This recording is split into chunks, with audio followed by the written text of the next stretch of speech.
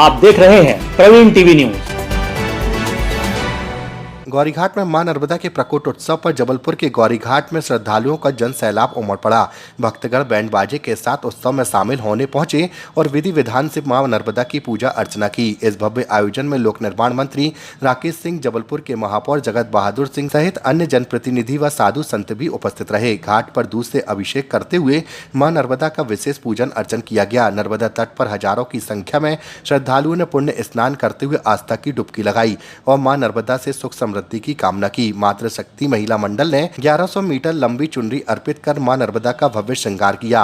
रथ यात्रा के रूप में मां नर्मदा की सवारी निकाली गई, जिसमें भक्तगण भक्ति भाव से मां की पालकी को खींचते हुए नजर आए। श्रद्धालुओं की सुविधा के लिए पुलिस प्रशासन के द्वारा सुरक्षा के कड़े इंतजाम किए गए हैं। घाटों की स्वच्छता व्यवस्था भी चाक चौबंद नजर आई। नर्मदा जी का प्रकट उत्सव है। मां ने जन्म नहीं लिया, मां प्रकट हुई है और इसलिए मैंने सभी से विनम्र आग्रह किया था कि हम इसे प्राकट्य उत्सव के रूप में ही कहें और मनाएं। मां जीवन दायिनी है। इस सृष्टि का प्रारंभ मां से ही हुआ है और जब तक ये प्रवाह मां का है तब तक मानव सभ्यता है, सृष्टि है। सृष्टि के प्रारंभ से सृष्टि के अंत तक केवल मां ही रहने वाली है। इसलिए आदि गुरु भगवान शंकराचार्य जी ने भी ये कहा है कि सारे तीर्थों के दर्शन से, अन्य नदियों में स्नान से जो पुण्य और फल की प्राप्ति होती है वो मां नर्मदा जी के दर्शन मात्र से होती है और इसलिए मां मोक्षदायिनी भी है।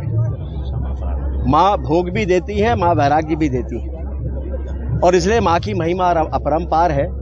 विश्व में एक ही प्रवाह है ये ऐसा जिनकी परिक्रमा होती है और परिक्रमा के अवसर पर लोगों को जो अद्भुत अनुभूतियां होती हैं वो विरली हैं। उसका प्रमाण कहीं और नहीं मिलता और इसलिए मां के कहा जाता है कि कण कण में शंकर है।